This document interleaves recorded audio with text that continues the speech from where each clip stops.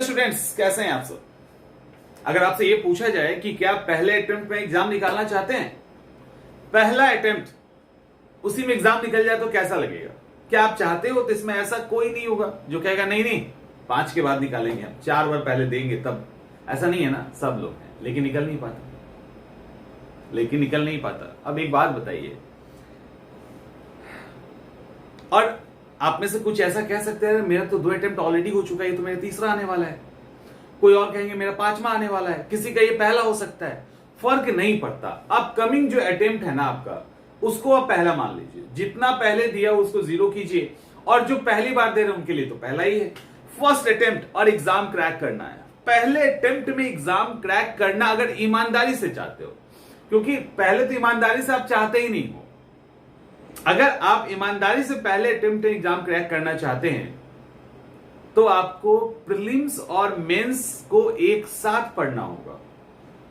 और अगर आप ईमानदारी से फर्स्ट अटेम्प्ट में एग्जाम क्रैक करना चाहते हैं तो आपको प्रीलिम्स और मेंस का एक बेहतरीन नोट्स बनाना होगा या कलेक्ट करना होगा। दोनों चीजें अच्छे से समझाएंगे आपको कि फर्स्ट अटेम्प्ट में कैसे एग्जाम निकलेगा। देखिए, अभी आपके पास 2 महीने भी है ना, तो आप एग्जाम क्रैक कर लेंगे, इस बात की गारंटी है। देखिए होता क्या है कि बहुत सारे, अब मैंने इसके पहले एक शब्द का यूज किया, क्या ईमानदारी से आप, क्या ये रियली में आप सोचते हो कि आपको पहले अटेम्प्ट में एग्जाम निकालना है? सब लोग हाँ कहेंगे, लेकिन एक्चुअली क्या है ना कि 80% स्टूडेंट सिर्फ प्रीलिम्स निकालना चाहते हैं, सिर्फ पीटी निकालना चाहते हैं। अब ये फैक्ट है। वो बोलेंगे भले कि हम एग्जाम क्रैक करना चाहते हैं, हम मेंस भी निकालेंगे, लेकिन उनका सिर्फ फोकस पीटी पे होगा। और कुछ ऐसे स्टूडेंट्स हैं, हर साल सामना होता रहता है ना, जो प्रीलिम्स का एग्जाम निकाल के इतने खुश हो जाते हैं, उनको लगता है कि अब एग्जाम निकल गया। ढोल तमाशा, फेसबुक पे रोल नंबर डालना, ये सब स्टार्ट हो जाता है, और गांव चले जाते हैं, अपने रिलेटिव के यहां चले जाते हैं, वहीं खुशियां मनाना शुरू करते हैं। 15-20 दिन तो उसी में उनका चला जाता है। तो प्रीलिम्स ही सब कुछ होता है। मैक्सिमम मैं कह रहा हूं 80% स्टूडेंट ऐसे हैं, और थोड़ा बहुत रेशियो नहीं, इसमें आप भी हो सकते हो। आपको लगता होगा कि नहीं हमें फाइनल सिलेक्शन चाहिए, लेकिन एक्चुअली आप यहीं तक रुक रहे हैं, अपने आप को इसी जगह पे रोक रहे हैं। देखो, फाइनल सिलेक्शन लेना है ना, तो अभी मैं आपको दिखाऊंगा भी, पीटी प्लस मेंस, इन दोनों को आपको एक साथ लेके चलना ही चाहिए और चलना ही पड़ेगा टाइप। क्योंकि हम लोगों की एक आदत है प्रीलिम्स को बहुत अलग तरीके से देखने की, मेंस को एकदम अलग तरीके से देखने की। हम लोग ऐसा मान के चलते हैं ना कि प्रीलिम्स का मेंस से कुछ भी लेना देना नहीं है, और मेंस का प्रीलिम्स से कुछ भी लेना देना नहीं है। इस कारण हम लोग अपने टाइम को भी बर्बाद करते हैं, लिटरली समय बर्बाद होता है। मैंने क्यों कहा कि अपकमिंग 2 महीने में भी आप एग्जाम निकाल सकते हो, फर्स्ट अटेम्प्ट होगा तब भी। वो इसलिए कह रहे हैं कि यहां टाइम बर्बाद हो रहा है, और इन दोनों को कंबाइंड कर दीजिएगा ना, तो रिजल्ट ना मेंस में रुकना है और ना पीटी का रुकना है, दोनों में से किसी का नहीं रुकना है। क्योंकि प्रीलिम्स के अंदर भी मेंस के कॉन्सेप्ट बेस्ड सवाल होते हैं, और मेंस के अंदर भी पीटी के फैक्ट्स आपको डालने हैं ऑब्जेक्टिविटी क्रिएट करने के लिए। तो मेंस एंड पीटी को आपको कंबाइंड पढ़ना है। कब तक और कहां तक? एग्जाम के कम से कम 1 से 2 महीने पहले तक, 1-1.5 महीने पहले तक आप पीटी मेंस को कंबाइंड लेके चलिए। और किस सेक्शन को कंबाइंड लेके चल रहा है, उन सेक्शन को अगर समय कम है, उन सेक्शन को कंबाइंड फॉर्म में लेके चलिए जो प्रीलिम्स में भी पूछे जाते हैं और मेंस में भी पूछे जाते हैं। जैसे यूपीएससी, जैसे बीपीएससी, अदर पीसीएस की बात कर ले तो वहां पे modern history, Indian polity, geography, economics, science and tech, ये सब वो सेक्शन है, करंट अफेयर्स, जहां पे प्रीलिम्स और मेंस के सब्जेक्ट कॉमन हो जाते हैं। तो जहां ये कॉमन होते हैं ना, वहां आपकी पढ़ाई भी कॉमन होनी चाहिए और उससे रिलेटेड नोट्स भी कॉमन होना चाहिए। अब होता क्या है, जैसे मान लो मॉडर्न हिस्ट्री में हमने 1857 लिया। अब जिसको प्रीलिम्स की तैयारी करनी है वो पहले पीटी पढ़ेंगे, उसके बाद फिर मेंस पढ़ेंगे।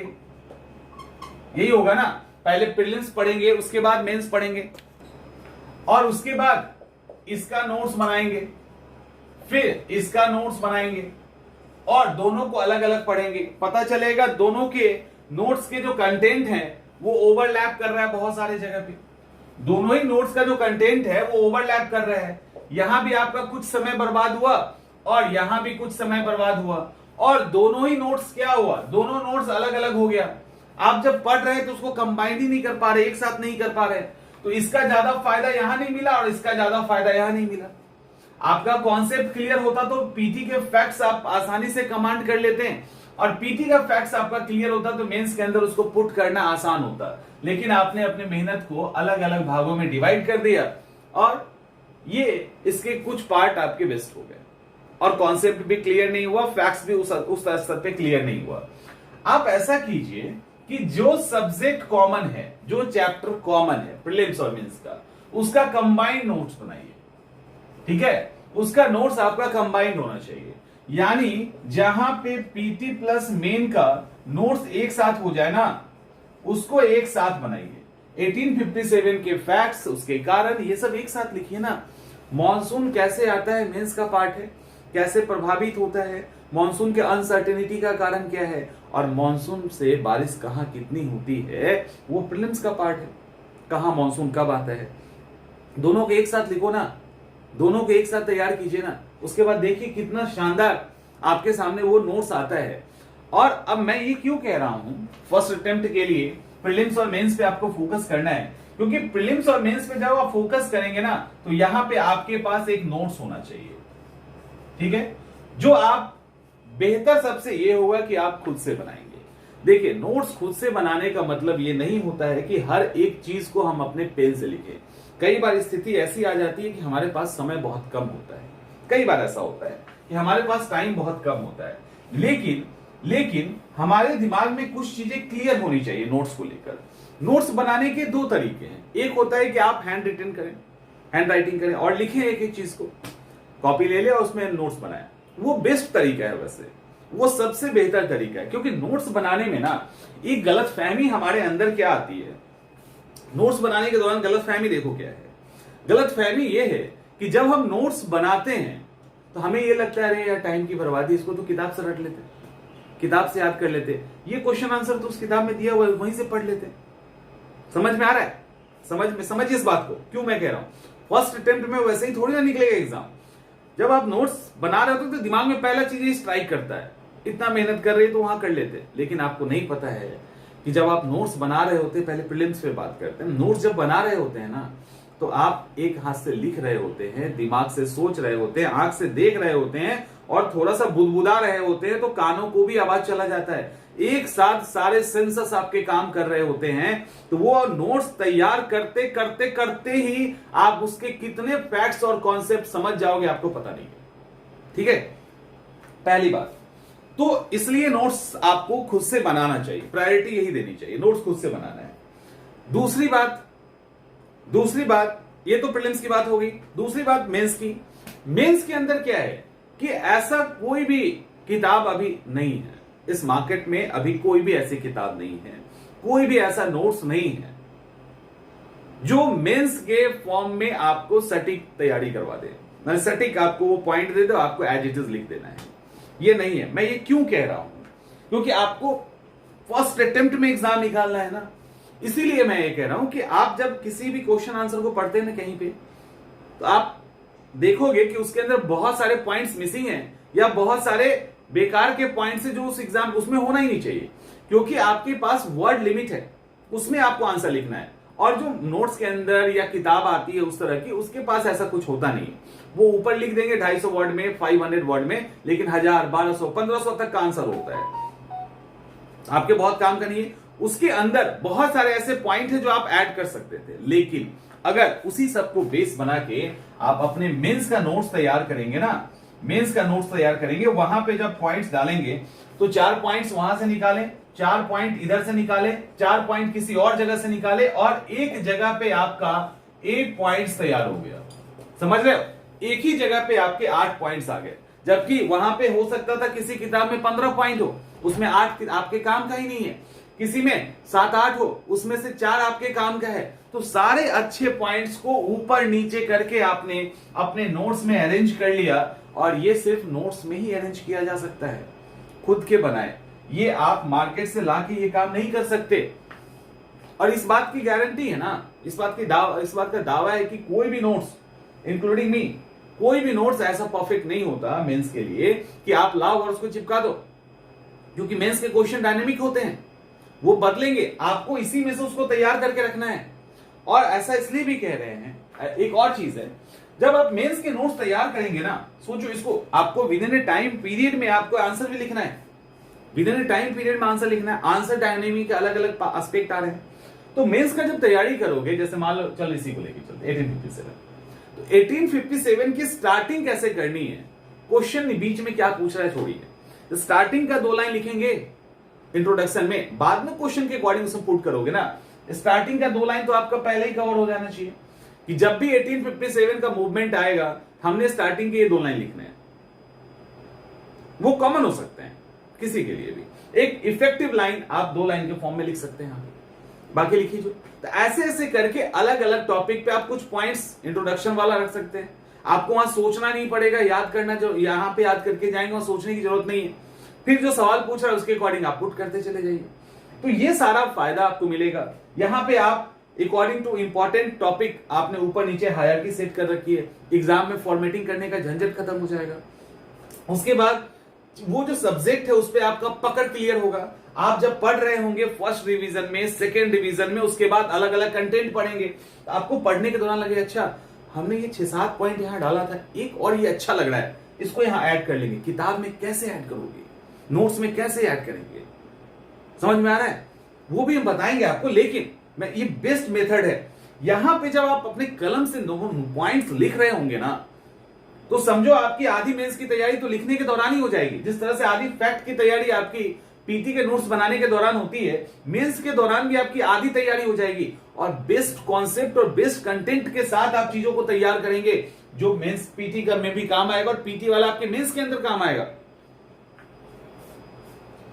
तो इसीलिए एक बेहतर नोट्स अगर फर्स्ट अटेम्प्ट में निकालना है तो आपको बनाना चाहिए।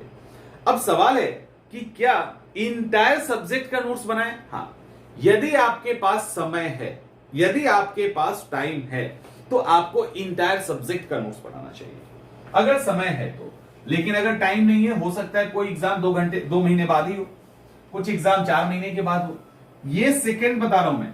फर्स्ट तो ये है कि आपको अपने नोट्स खुद से तैयार करने चाहिए, हर सब्जेक्ट के तैयार करने चाहिए, प्रीलिम्स के भी तैयार करने चाहिए और मेंस के भी तैयार करने चाहिए।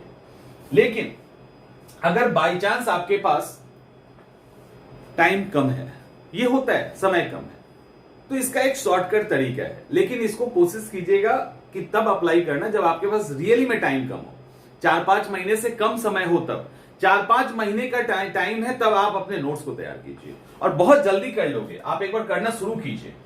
तब आप क्या कीजिए, अगर आपके पास समय कम है तो आप क्या करो, किसी नोट्स को उठा लो, जो भी आपको नोट्स अपने हिसाब से बेस्ट लगता है, उस नोट्स को उठा लीजिए, उस नोट्स को आप बेस बना लीजिए, वो आपका बेस बन गया, ठीक है। उसी तरह से पीटी के अंदर मैं दोनों की बात कर रहे हैं, उसको बेस बना लीजिए। और बेस बना के अब करना क्या है, A4 साइज का पेपर रखिए, वो चिपकाने वाला नहीं, वो तो छोटा छोटा होता है। A4 साइज का एक पेपर रखिए। आपको लगता है कि जैसे मान लो 1 से 5 पेज तक पढ़े, या कोई टॉपिक आपने पढ़ा, आपको लगता है उस टॉपिक में कुछ पार्ट मिसिंग है, वो चिपकाने वाला भी आप रख सकते हैं। जैसे मान लो लगता है कुछ पार्ट मिसिंग है, तो आपको जैसे जो पार्ट मिसिंग लगता है ना, इस A4 साइज पेपर में, A4 साइज का जो पेपर होता है उसके अंदर उसको ऐड करते चलिए और उसको उसी पेज पे चिपका दीजिए। अब मान लो मेंस की तैयारी कर रहे हो, आपको 2-4 पॉइंट ही कम हो गया, तो चिपकाने वाला भी आता है, उस पे लिख लीजिए, उसको वहीं पे चिपका दीजिए, ठीक है। तो ऐसे करके आप प्रीलिम्स और मेंस में जो आपके पास एक बेसिक नोट्स होना चाहिए, उसके अंदर फिर भटकना मत, जिस पे रिलाई करना हो, एक बेसिक नोट्स पे आप रिलाई करेंगे, उस नोट्स के साथ आपको आगे बढ़ना है, ठीक है। उस नोट्स के साथ ही आगे बढ़ना है, वो आपका एक बेस हो गया। उस बेस में आपको जो जो कमी लग रही है प्रीलिम्स के लेवल पे, मेंस के लेवल पे, वो कमी को आप एक्स्ट्रा जगह से उठा के वहीं डालिए, ताकि आपको रिवीजन करना आसान हो जाए, ताकि आपके लिए चीजें आसान हो जाए। और आपने चूंकि एक नोट्स को बेस बनाया है, तो उस नोट्स को बेस बनाने के कारण आपको फायदा मिलने वाला है क्या फायदा मिलेगा, उस नोट्स के बेस के कारण आप समझ गए कि हमारे पास जो है सो यही है। अब ये हमारा ही नोट्स है, आप मान लो सीधा कि आप ही का नोट्स है। अब उसको जितना अच्छा बना सकते हो वो बनाइए, और एक ही जगह आपको सारे कंटेंट जमा करने हैं, वो प्रीलिम्स हो या मेंस हो। तो रिवाइज करना, उसको अपग्रेड करना, ये सब चीजें आसान हो जाएगी। तो ये काम आप कर सकते हो यदि समय नहीं है तो, यदि समय नहीं है तो। लेकिन एक चीज ध्यान रखना है कि नोट्स एक ही होना चाहिए।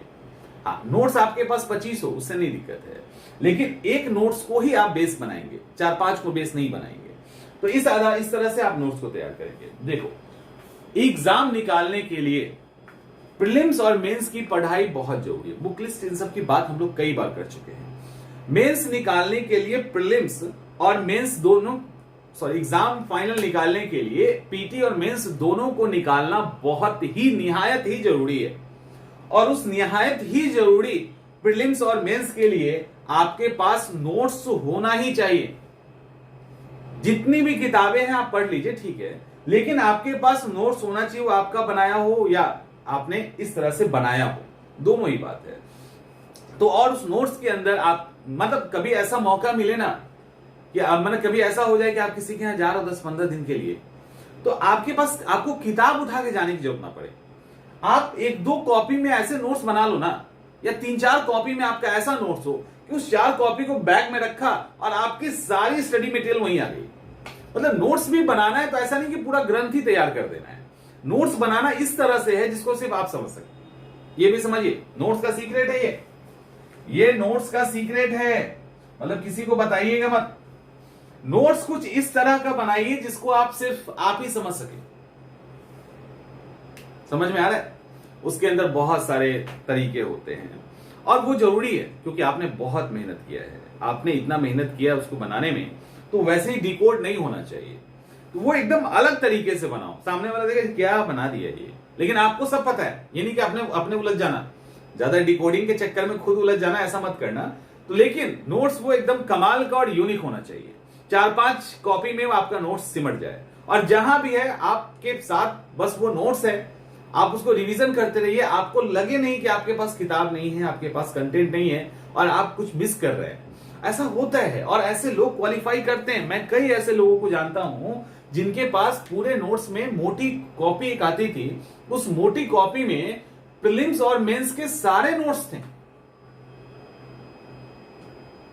फिलॉसफी ऑप्शनल, यकीन नहीं करोगे आप, फिलॉसफी ऑप्शनल के लिए क्वालिफाई ऑलरेडी कर चुके हैं। वो भाई साहब ने क्या किया था पता है? उन्होंने लगभग 100-200 पेज की मोटी कॉपी ली, ठीक है, मोटी कॉपी ली। ऊपर में बायो या फिजिक्स का नोट्स 15-20 पेज या 30 पेज, पीछे में 20-30 पेज किसी और सब्जेक्ट का नोट्स, मतलब ऊपर में बायो है तो नीचे फिजिक्स, ऐसा कुछ करके। मतलब वो ऐसा लगना चाहिए कि वो साइंस का नोट्स है और उसके बीच में वो ना कीमती नोट्स छिपा के रखे थे फिलॉसफी का, जिसको उन्होंने खुद मेहनत से बनाया था। जब आप उसको पलटते ना तो आपको लगता है अरे ये तो बायो का नोट्स है या फिजिक्स का नोट्स है, साइंस का लग रहा था। पीछे भी साइंस आगे, फिर साइंस लोग अक्सर आगे या पीछे पलट के देखते हैं, बीच में कौन देखता है? आज सिलेक्टेड है आईएएस के रूप में, और बीच में मतलब 50-60-70 पेज का इंटायर फिलॉसफी ऑप्शनल मेंस का notes, entire philosophy optional mains का नोट्स एकदम पतला सा 60-70 ही पेज के अंदर था। और हर बार रिजल्ट आया और फाइनल सिलेक्शन हो गया। और ऐसा नहीं, ये मैं प्रीलिम्स के लिए बोल रहा हूं, मेंस के लिए बोल रहा हूं। एक और धुरंधर जो अभी बीपीएससी के अंदर एसडीएम के पोस्ट पे है, वो तो और धुरंधर आदमी, मतलब वो तो एक ही कॉपी में, ठीक है, एक ही कॉपी में, इतनी मोटी कॉपी में, और वो रफ वाली जो पुरानी रफ वाली नहीं होती है, गंदी सी कॉपी, वो रफ वाली जो टिकती नहीं है ज्यादा, एकदम उस तरह के रफ वाली गंदी सी कॉपी में इतनी मोटी, बस एक, और उसके अंदर प्रीलिम्स और मेंस की सारी दुनिया थी। और बस उस किताब कॉपी के दम पे, उनके पास ज्यादा किताब तब भी नहीं था, उन्होंने अपना सब कुछ तैयार कर रखा था, बाकी जो हटाने की चीजें थी हटा दी थी, जो बेसिक एसेंशियल एकदम बुक्स था वो सब था, बाकी सब हट चुका था, उनके पास कुछ नहीं था। आप रूम में जाओगे तो आपको कुछ नहीं दिखता, क्योंकि उन्होंने सब कुछ समेट लिया था, कुछ दिमाग में, कुछ उस कॉपी में, और जहां जाना तो उसी कॉपी को लेके जाना था। आप 50,000 भी देते ना तो कॉपी आपको वो नहीं देने वाले थे। और एसडी। एक और स्टूडेंट की बात कर रहे हैं, मैंने कई बार बताया है इसको लेकर, ल्यूसेंट। उसका ल्यूसेंट इस लेवल पे तैयार था, उस किताब के अंदर क्या नहीं था, पीटी का किताब है ना, उसके अंदर उन्होंने ऐसे ऐसे पेज चिपका के फैक्ट्स और अलग अलग चीजों को सजाया था कि वो किताब पूरा फट चुका था। लेकिन भाई साहब मजाल है जो किताब बदल दें, क्योंकि उसमें सालों की मेहनत थी। आप दे दो 50,000, वो किताब दे ही नहीं सकते। सालों की मेहनत थी वो उस एक ल्यूसेंट के किताब में, तो और उसके आधार पर एग्जाम निकल गया, क्रैक कर दिया एग्जाम उन्होंने। तो ऐसे करके आप एग्जाम क्रैक कर सकते हैं, ठीक है।